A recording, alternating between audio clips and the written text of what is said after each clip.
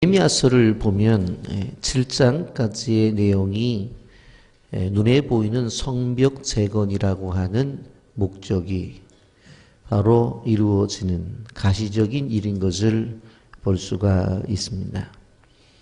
쉽게 표현한다고 한다면 바로 무너진 성벽을 벽돌로 쌓아 올리는 것입니다. 그런데 이미 이제 성벽 짓기를 마친 다음에 이루어지는 일들이 무엇인가 하면 8장부터는 영적 부흥에 대한 이야기들을 하고 있는 것을 보게 되어집니다. 여러분, 성벽을 짓는 목적 자체가 뭐냐? 단순히 벽을 쌓는 것이 목적이라고 한다면 그것은 진정 성벽을 쌓는 일에 대한 진정한 방향을 모르고 있는 것입니다. 영적 부흥이 없다고 한다면, 영적 부흥을 달성하지 못한다고 한다면 벽돌 몇 장을 쌓은들 무슨 소용이 있겠느냐라고 하는 것입니다. 여러분, 성벽을 세우고 그들의 목적인 영적 부흥까지 가야 된다라고 하는 것이 성경이 가르쳐주는 진리인 것을 보게 되어집니다.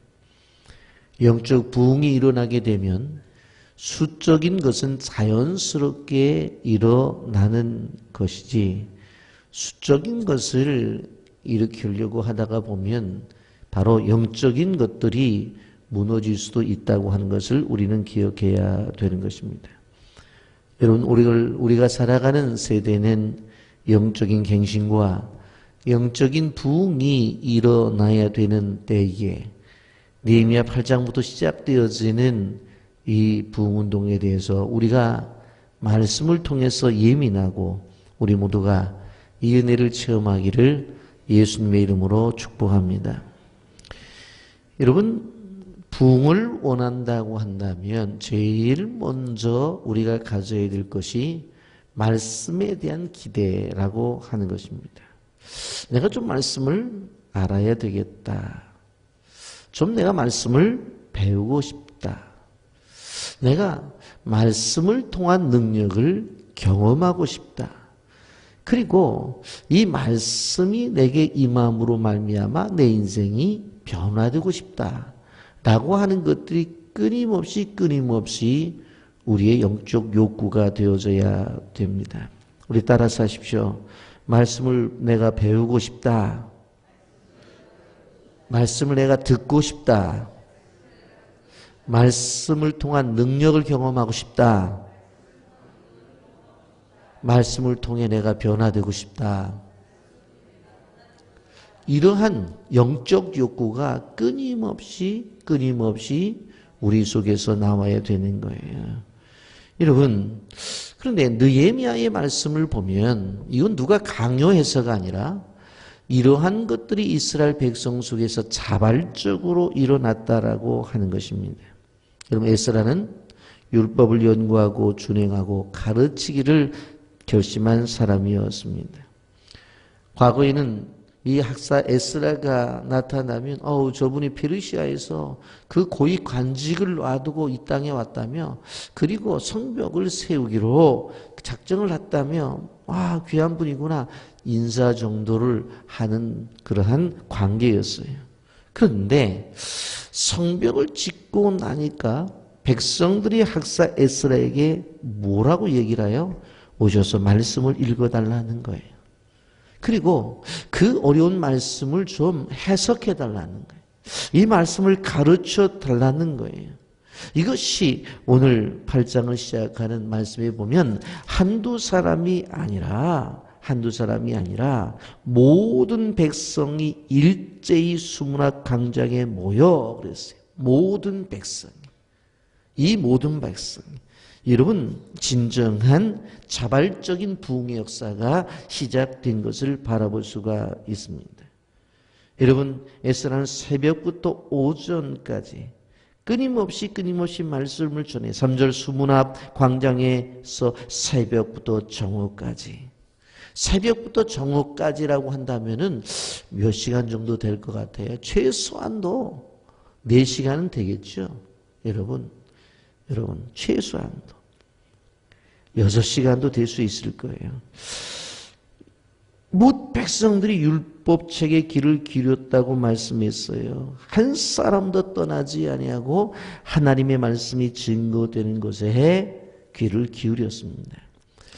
요즘 보면 저희 교회는 하나님의 말씀을 전하는 설교 시간이 짧은 교회가 아닙니다.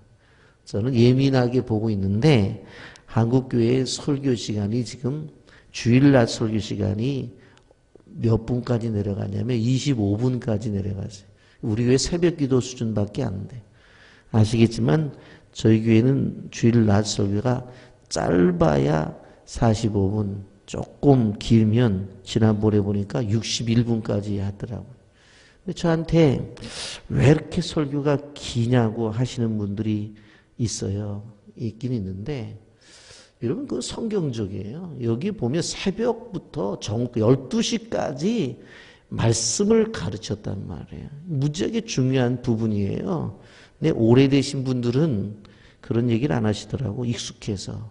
그런데 저희 교회에 이제 오신 지 얼마 안 된 분들은 지금까지 들어오던 것들이 습관이 되니까 그냥 1시간 내에 다 예배를 끝내는 습관이 되니까 자꾸 설교가 길다고 그렇게 생각이 되어지는데, 여러분 다른 사람들이 그렇게 얘기하면 느헤미야 8장을 펴서 말씀해 주세요. 새벽부터 정오까지 그렇게 매일매일 말씀이 증거되어지는 것입니다.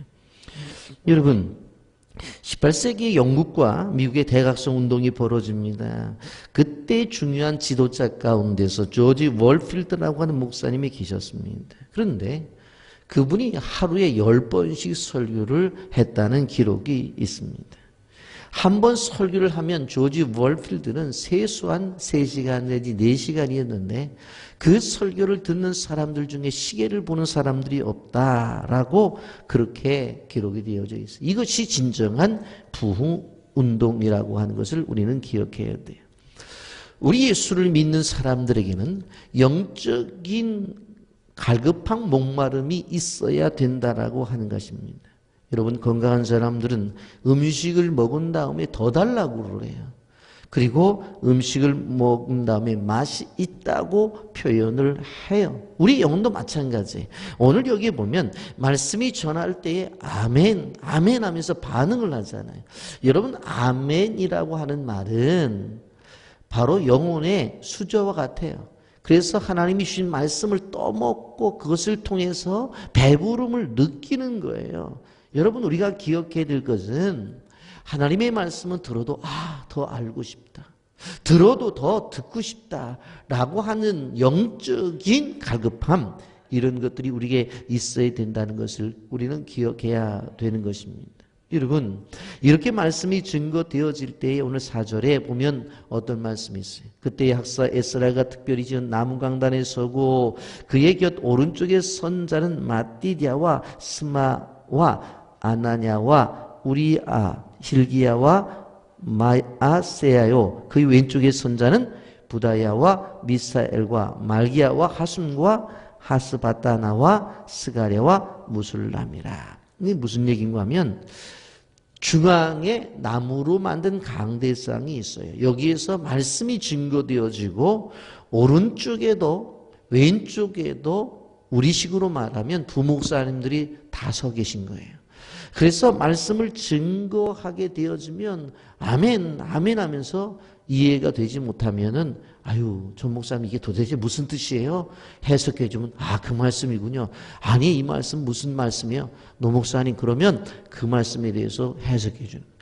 아유 목사님 이 말씀이 도대체 학사 에스라가 읽어주고 있는데 이해가 안 돼요. 김 목사님 하고 김병수 목사님을 찾아가면 설명을 해주는 거예요. 이렇게 말씀의 부흥운동이 벌어진 것이 바로 수문학 강장의 역사인 거예요. 단순히 담임 목사 혼자 말씀을 증거하고 끝나는 것이 아니라 오른쪽에도 수많은 목회자들이, 왼쪽에도 수많은 목회자들이 서서 말씀을 듣고 깨닫고 또 이해가 되지 아니하면 끊임없이 물어서 답을 얻는 그러한 때가 언제냐? 바로 느헤미야 8장의 이야기입니다. 여러분, 캐톨릭과 개신교의 차이가 어디 있느냐면 이 중심에 무엇이 있느냐에 따라 달라요. 우리나라는 이 개신교의 모습과 캐톨릭과의 교회 모습 자체가 좀 현저하게 다르기 때문에 구분이 되지만 유럽에 가보면 이 개신교 교회와 캐톨릭 교회가 거의 겉모양은 흡사해요. 그럼 무엇을 보고 이게 개신교 교회구나 캐톨릭 교회구나 하는 것을 구분할 수 있냐면 개신교 교회는 중앙에 뭐가 있어요? 강단이 있어요. 말씀이 전달되어지는 강단이고 캐톨릭 교회는 중앙에 강단이 있는 것 같은데 구석구석에서 뭐가 있어요? 성모 마리아 상이라든가 여러 가지의 형상들이 있는 것들을 볼 수가 있습니다. 여러분, 우리가 기억해야 될 때에 학사에스락 높은 강단에서 말씀을 봉독할 때에 사람들은 에스라의 얼굴도 보지만 또한 그의 말씀을 통해서 주시는 은혜를 받아요. 그리고는 바로 주변의 사람들, 주변에 계신 교육자들에게 물어서 깨달아 나갔어요. 여러분, 그런데 오늘 우리가 기억해야 될 것이 뭐예요? 말씀을 전달되어질 때에 뭐가 있다고 그랬어요? 반응이 있었다라고 하는 것을 볼 수가 있습니다. 3절 하반절엔 그 율법책에 귀를 기울였는데 귀를 기울이죠. 이게 무슨 말씀인가? 그래서 5절에 보면 에스라가 모든 백성 위에 서서 그들 목전에 책을 펴니 책을 펼 때에 모든 백성이 일어서니라. 하나님의 말씀을 읽겠다고 증거도 아니에요. 성경책을 딱 피면 앉아있는 사람이 벌떡 일어나는 거예요. 왜 그런 줄 아세요? 어떻게 하나님의 말씀이 증거되어지는데 앉아서 말씀을 들을 수 있느냐라고 하는 겁니다. 우리는 안 하는데 이렇게 하는 교회 있어요. 특별히 스코틀랜드 교회 같은 경우에는요, 예배 시간에 일어나는 숫자가 많아요.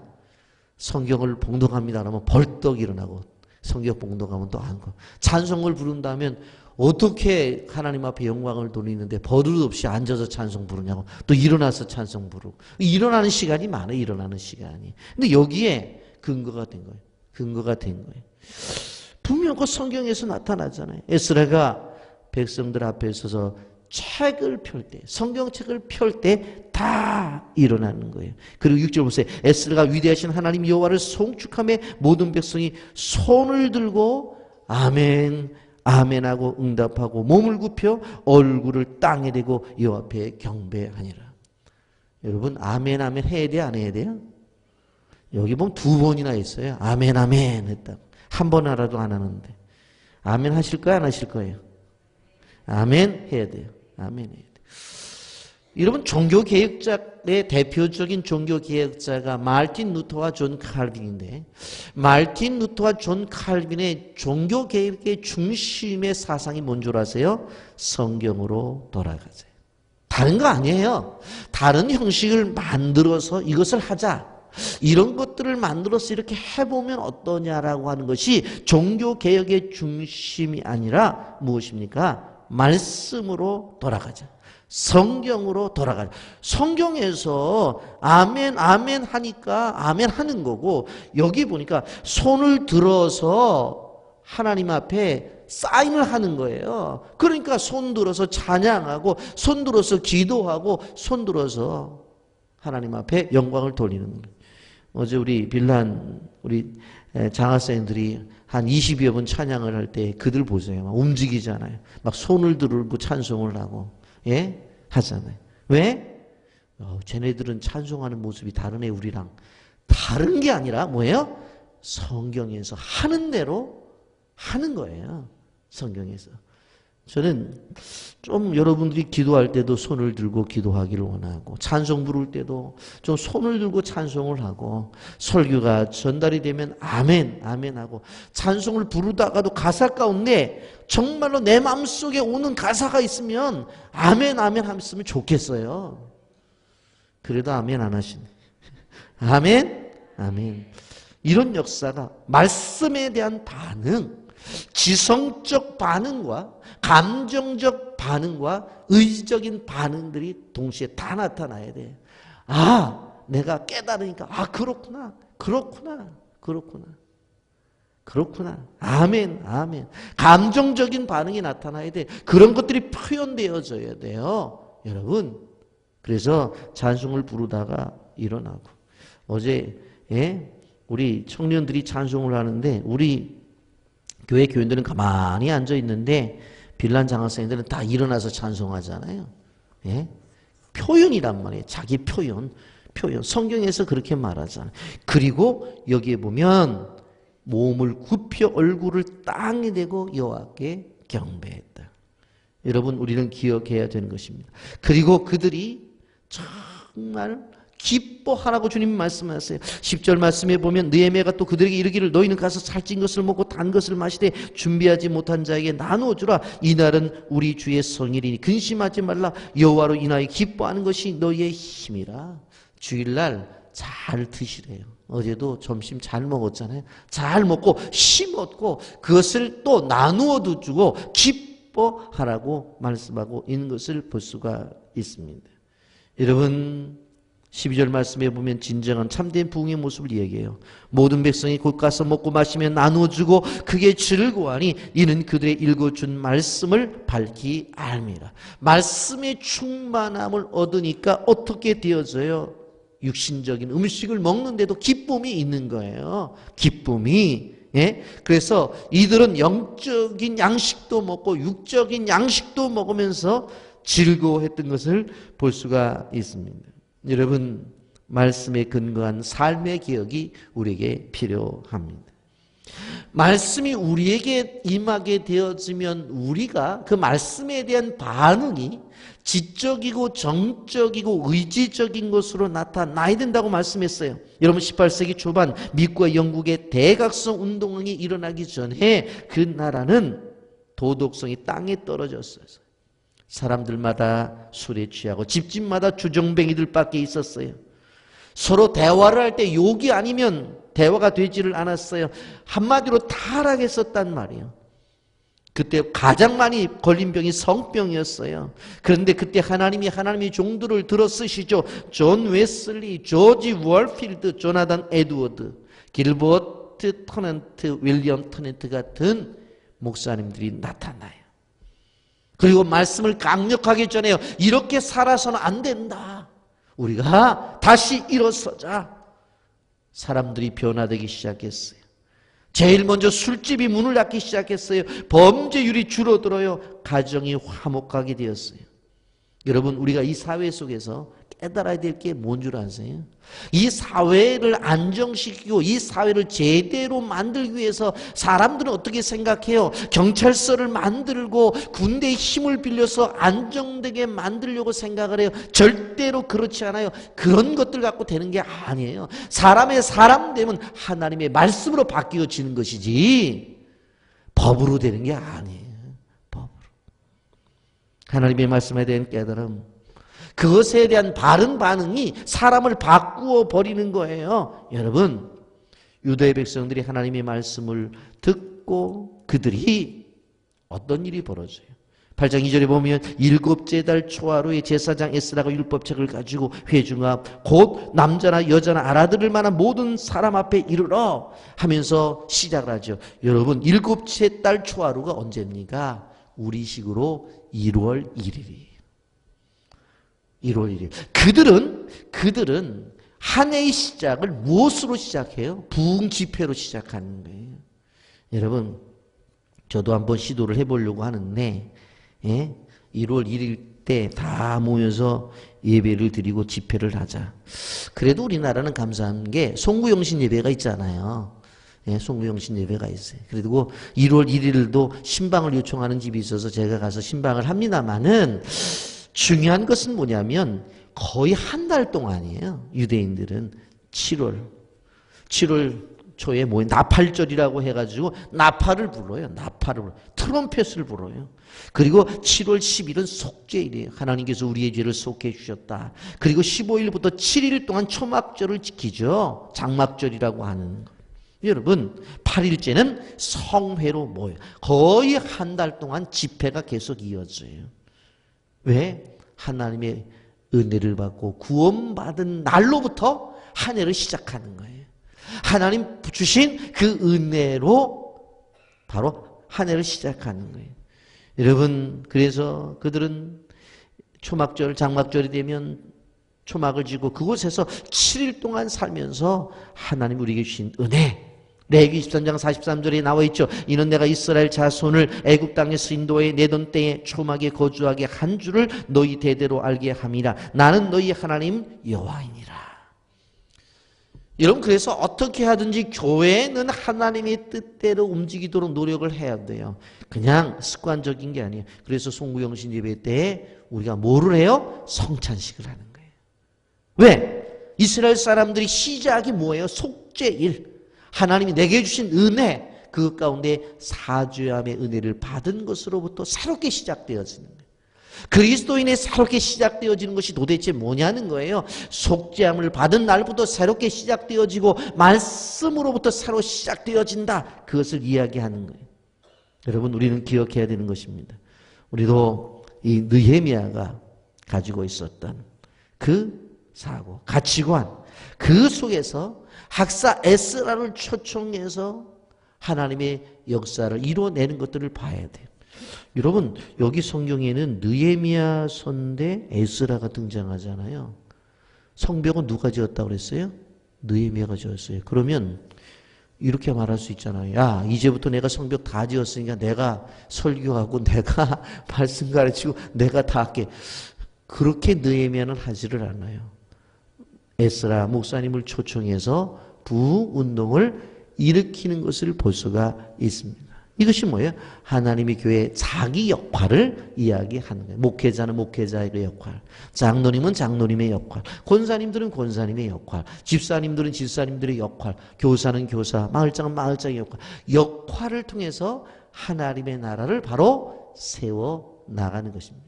이러한 성도, 이러한 교회 되기를 예수님의 이름으로 축복합니다. 아멘.